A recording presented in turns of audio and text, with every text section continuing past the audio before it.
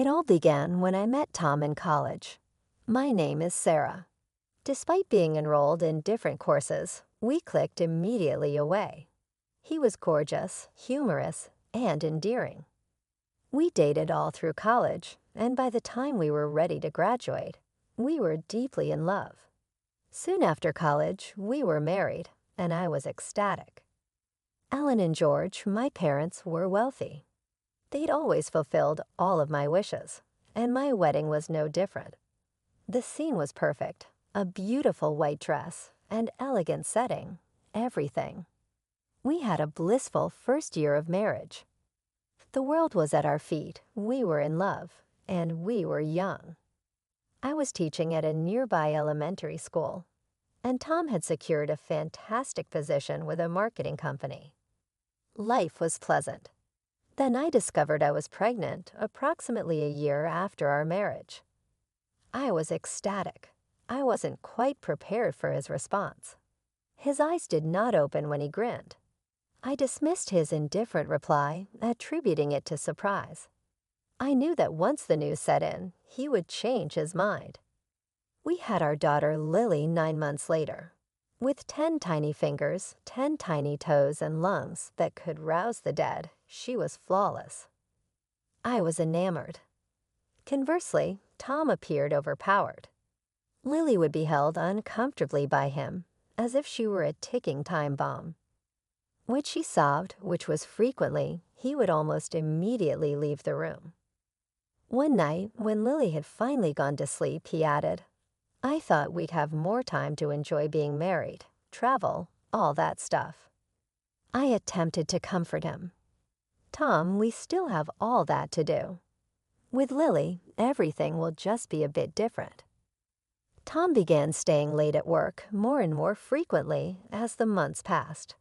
When Lily was asleep, he would return home and complain about demanding clients and large tasks. Though I really wanted to trust him, a persistent doubt began to form in the depths of my being. For Tom, Friday nights turned become guys' night. He would go out with his coworkers and return home in the early morning hours, hungover. When Lily's cries roused him, he would snap, "Keep that kid quiet, will you?" Some of us need to sleep. 3 years passed in a flurry of tears, outbursts, and snatched moments of happiness. With her dad's bright eyes and my unyielding chin, Lily was a lively 3-year-old at this point. Lily had begun kindergarten, and I had returned to my job. Even though Tom and I had established a pattern, it felt like we were only going through the motions. The day that destroyed what was remained of our marriage then arrived. One evening over dinner, Tom announced that he had a business trip the following week. "I'll be gone for 3 days." I nodded, used by now to his frequent absences. Tom's mother, Martha, called me in a panic the day after he departed. Her voice faltered. "Sarah, I'm at the hospital," she said. Some chest ache struck me. "Could you please inform Tom?" My heart pounded. Martha, naturally. "I will give him a quick call." However, Tom was not picking up his phone. I tried for hours before I became concerned. What if he had also experienced something? I contacted Mike, his supervisor, in despair. Business trip. Mike sounded perplexed. I didn't send Tom on any trip. The globe swung in one direction. Where the hell was Tom if he wasn't on a business trip? I was ready when, 3 days later, he strolled in the door, whistling as if he had no cares in the world. "How was your trip?" I questioned, cynicism seeping into my voice.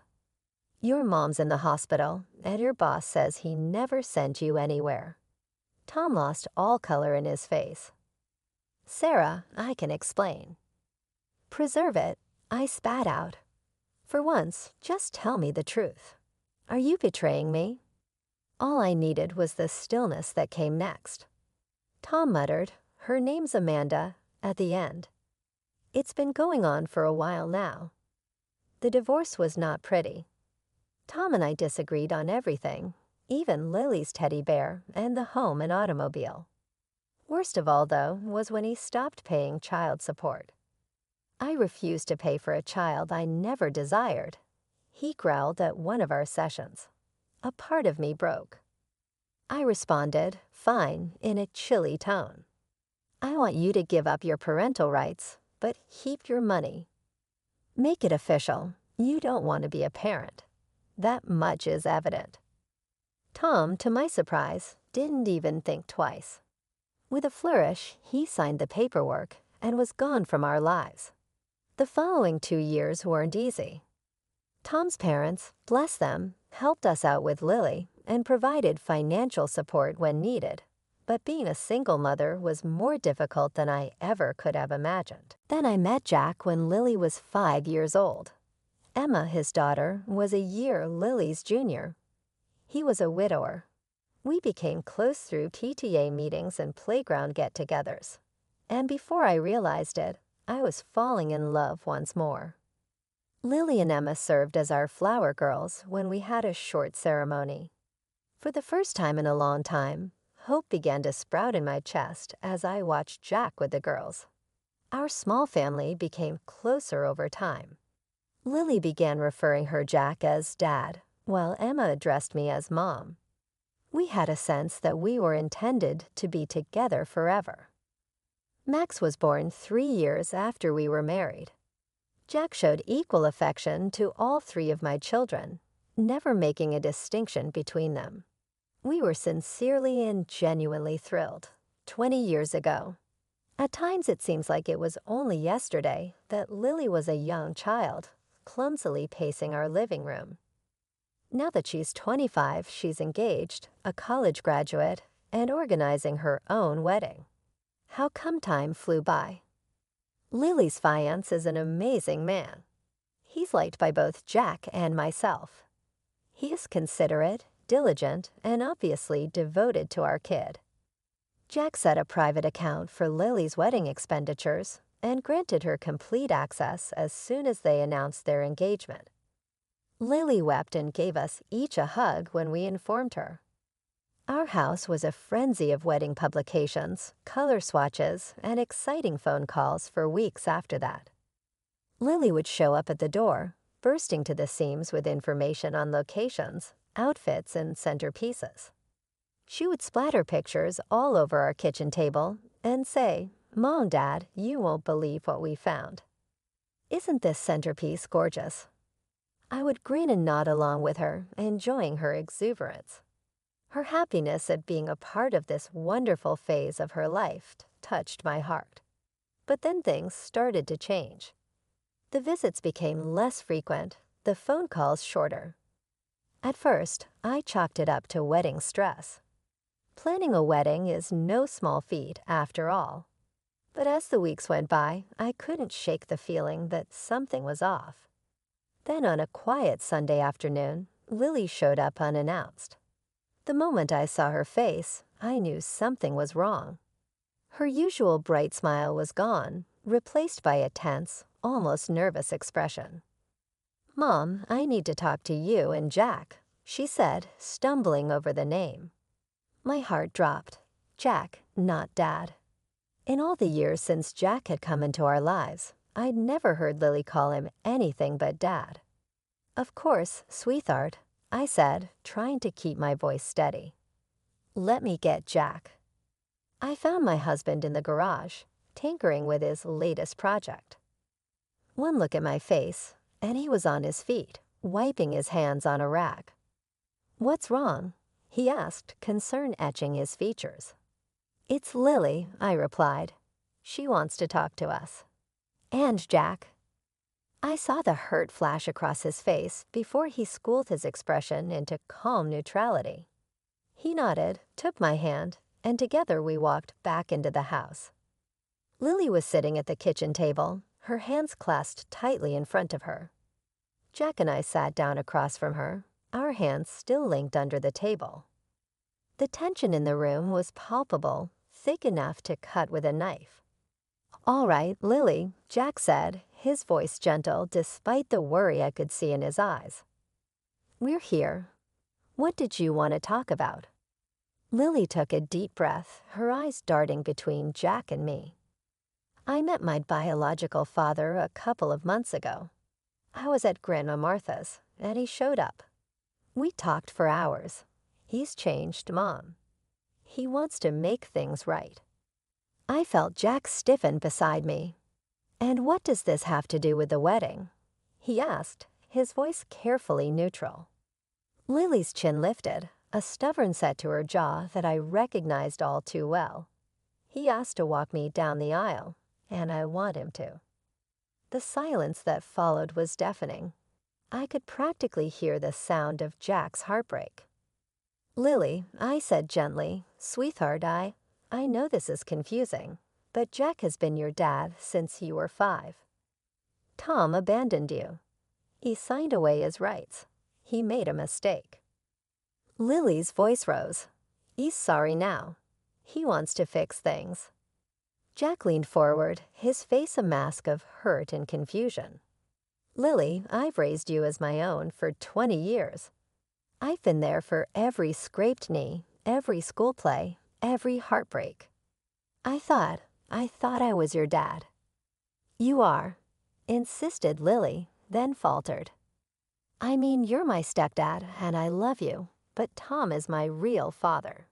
It's my wedding, and I want him to walk me down the aisle. I saw the moment Jack's heart shattered. His face crumpled for a split second before he regained control. Lily, he said, his voice thick with emotion. I've always considered you my daughter, not my stepdaughter, my daughter. Well, I'm not, Lily shouted, jumping to her feet. You're my stepfather, not my real dad. This is my wedding, and I'll decide who walks me down the aisle. The front door slammed and Emma, Jack's biological daughter, rushed into the kitchen. What's going on? Why is everyone yelling? Close behind her was Max, our son, looking bewildered. Mom, Dad, Lily? I quickly filled them in, watching their faces change from confusion to anger. How could you do this to Dad? Emma demanded, glaring at Lily. After everything he's done for you. Max nodded, his young face twisted with hurt. Yeah, Lily, Dad's always treated us all the same. How can you say he's not your real dad? Lily looked around wildly, her eyes filling with tears. You don't understand. None of you understand. With that, she bolted from the house, the door slamming behind her. We all stood there in stunned silence. Jack's face was ashen, his eyes fixed on the spot where Lily had been standing. Emma moved to his side, wrapping an arm around him. Max joined them, and I watched as my family closed ranks around Jack. I moved to Jack's other side, taking his hand. He looked at me, his eyes swimming with unshed tears. I don't understand, he whispered. Where did I go wrong? My heart broke for him, for all of us.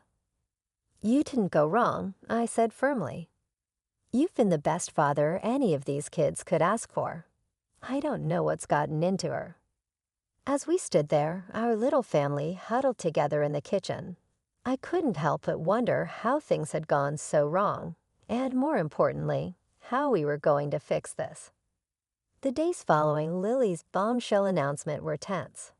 Jack and I kept expecting her to call, to apologize, to come to her senses, but the call never came. Instead, my phone started buzzing with notifications, friends and family members, sending me links asking if I'd seen Lily's latest posts. With a heavy heart, I opened her social media page. There they were, photos of Lily with Tom, both grinning at the camera, so happy to reconnect with my real dad. The caption read, and each word felt like a knife twisting in my gut. When I showed Jack, his face hardened. That's it, he said, his voice low and controlled. If she doesn't consider me her father anymore, I'm not paying for her wedding. I'm blocking her access to the wedding account. She's made her choice. I didn't argue. How could I when he looked so broken? A few days later, the other shoe dropped. Lily burst into our house like a hurricane, her face red with fury. "What the hell?" she screamed, not even bothering with a greeting. "Why can't I access the wedding account? How am I supposed to pay the vendors, the venue, the caterers?" "I'm sure your real father can help you out," Jack replied, his voice cold in a way I'd never heard before. "Since you've chosen him, it seems only right that he should foot the bill." Lily gaped at him, then turned to me. "Mom, you can't let him do this. Make him give me access to the account." Again, I shook my head slowly. "Lily, this is Jack's decision, and frankly, I agree with him." "What?" she shrieked. "How can you take his side? I'm your daughter." "And Jack is my husband," I replied firmly. "He's been more of a father to you than Tom ever was. You can't expect to hurt him like this and still have him pay for your wedding." Lily's face contorted with rage. "Fine," she spat. "If that's how it's going to be, then you need to make a choice, Mom. It's me or him, your daughter or your husband. Choose." She stood there, chest heaving, clearly expecting me to cave, to choose her, my flesh and blood, over Jack. But in that moment, looking at her tantrum-throwing face, I didn't recognize my daughter at all. "I'm not choosing anyone, Lily," I said quietly. "I love you, and I love Jack, but I agree with his decision. You're an adult now. If you want Tom to be your real father, then you need to deal with the consequences of that choice." Lily's face crumpled. For a moment, I saw a flicker of the little girl she used to be, the one who would run to Jack with skinned knees and bad dreams. Then her expression hardened again. "I hate you," she sobbed. "I hate both of you." And with that, she stormed out, slamming the door so hard the windows rattled. A few days after Lily's dramatic exit, my phone buzzed again. Another social media notification. With a sense of dread, I opened it. There was Lily, beaming next to Tom. The caption read, "Thanks to my amazing dad for funding my dream wedding. It's going to be the event of the century. P.S. Sarah, Jack, and kids.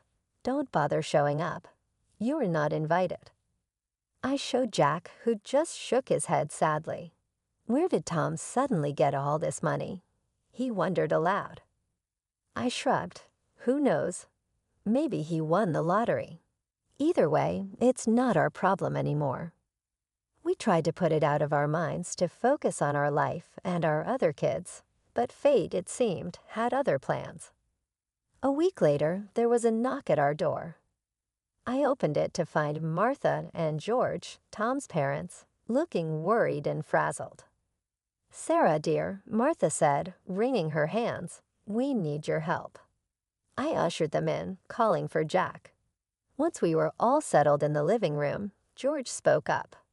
"We got a call from the bank," he explained. "They're saying we've missed a loan payment, but we never took out a loan." The next day, I found myself at the bank with Martha and George, piecing together a disturbing puzzle. Tom, it turned out, had taken out a massive loan using forged documents. He'd made his parents unwitting co-signers. "I'm so sorry," the bank manager said, looking genuinely distressed. "But unless the loan is repaid, we'll have to start proceedings against Mr. and Mrs. Johnson." Martha burst into tears, and George looked shell-shocked. "We'll figure this out," I assured them, even as my mind raced. How could Tom do this to his own parents? Back at home, I filled Jack in on everything. He listened, his face growing grimmer by the second. "We need to call the police," he said finally. "Tom's committed fraud. His parents shouldn't suffer for his crimes." I nodded, my heart heavy. Despite everything, I never wanted it to come to this. The next few days were a whirlwind. Police statements, bank meetings, more tears from Martha and George, and then finally, the news we'd been dreading and hoping for in equal measure. Tom had been arrested. As the details emerged, the full scope of Tom's deception became clear. He'd taken out the loan not just for Lily's wedding, but to impress a new girlfriend. He'd been living large on borrowed money and forged signatures. The funds have been frozen, the detective informed us. We'll be seizing them as evidence. My thoughts immediately went to Lily, all that money she'd been bragging about, the lavish wedding she'd been planning. It was all gone, fruits of a poisoned tree. That evening, as Jack and I sat on the porch trying to process everything that had happened, my phone rang. It was Lily. "Mom," she sobbed, her voice cracking. "Everything's ruined. The money's gone. The wedding's off. What am I going to do?" I closed my eyes, feeling a complex mix of emotions. Sympathy, frustration, a tiny bit of vindication, but mostly I felt tired. So very tired. "I don't know, Lily," I said softly. "I really don't know." A few days after the phone call, Lily showed up at our doorstep. Her eyes were red-rimmed, her hair disheveled. She looked nothing like the radiant bride-to-be she'd been just weeks ago. "Mom, Dad?" she said, her voice small. I noticed she was calling Jack Dad again. "I need your help." We invited her in, sitting around the kitchen table where we'd had so many family discussions before. Jack's face was a mask of calm, but I could see the turmoil in his eyes. "The wedding's off unless we can find the money," Lily explained, her words tumbling out. "I know I messed up. I know I hurt you, but please, can you help me? Can you give me the money for the wedding?" I glanced at Jack. His jaw was set, but I could see the conflict in his eyes. Part of him wanted to sweep in and fix everything like he always had, but we both knew we couldn't do that this time. "Lily," I said gently, "we can't just give you the money, not after everything that's happened." But Lily started to protest, but Jack cut her off. "We can't forgive you that quickly," he said, his voice firm but not unkind. "Actions have consequences, Lily. You made your choice, and now you have to deal with the fallout." Lily's face crumpled. "You don't understand," she sobbed. "Ben is furious. He says I'm unstable, that I create drama. He's threatening to call off the engagement if we can't have the wedding we planned." My heart ached for her. Despite everything, she was still my little girl. I wanted to wrap her in my arms and make everything better, but I knew we couldn't. "Sweetheart," I said, reaching out to take her hand. "I'm so sorry you're going through this, but this is a problem you created, and it's one you need to solve yourself. We love you." Jack added, his voice thick with emotion, "But we can't bail you out of this. It wouldn't be right, and it wouldn't help you in the long run." Lily looked between us, realization dawning in her eyes. We weren't going to cave. We weren't going to fix this for her. "Fine," she spat, yanking her hand away from mine. "I'll figure it out myself. I don't need you, either of you." She stormed out, leaving Jack and me sitting in stunned silence. Weeks passed. We heard through the grapevine that Lily and Ben had gotten married at the city hall, with just a handful of guests present. We weren't invited. The night we heard about the wedding, I found Jack sitting on the porch, staring into the distance. "I feel like I failed her," he said quietly as I sat down next to him. I took his hand, squeezing it gently. "You didn't fail her, Jack. We raised her to be strong, independent, and responsible. Sometimes that means letting her face the consequences of her actions." "But what if we pushed her away for good?" he asked, his voice breaking. I leaned my head on his shoulder. "Every person in life faces situations where they have to make a choice," I said softly. "Sometimes those choices turn out to be wrong. That's what happened with Lily. But she's strong. She'll learn from this, and hopefully she'll find her way back to us." We sat there in silence, watching the sunset. Our family had been through a storm, and I knew we weren't out of the woods yet. But as I sat there with Jack, I felt a glimmer of hope. We'd weathered storms before. We'd weather this one too. 3 months after Lily's hasty City Hall wedding, I bumped into an old friend at the grocery store. As we caught up, she let slip something that made my heart skip a beat. "I heard Lily and Ben are having trouble," she said, lowering her voice. "Someone told me they're talking about divorce." I thanked her, my mind reeling. As soon as I got home, I filled Jack in. We debated for hours before finally deciding to reach out to Lily. To our surprise, she answered on the first ring. "Mom?" Her voice was small, reminding me of when she was little and had a nightmare. "Sweetheart, we heard. Is everything okay?" There was a long pause, then a choked sob. "No, Mom. Nothing's okay." Jack and I invited her and Ben over the next evening. They sat across from us at the kitchen table, looking worn and defeated. Lily said, "We can't stop fighting," with her eyes lowered. "Parents are upset because they were not there at the wedding. Ben resents me for the wedding fiasco, for alienating all of you." Ben looked sad as he nodded. "I love Lily, but I don't know if love is enough anymore." Taking a big breath, I carefully considered what to say. "Getting married isn't easy," I began. "Jack and I have experienced our share of difficult times. However, divorce, that's a significant move. Are you certain you've exhausted all options?" Lily started crying. "I'm really sorry," she cried. "Thank you very much, Dad. Jack, I really apologize for my words and the way I handled you. I'm sorry I tried to force you to pick, Mom. I'm to blame for everything." Jack extended his arm across the table to grasp Lily's hand. "My dear, you haven't destroyed everything. Yes, you made errors, but everyone does.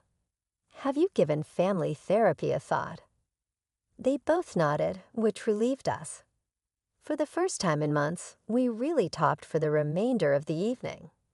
By the time Lily and Ben departed, there had been more tears, but also laughter and a glimmer of optimism.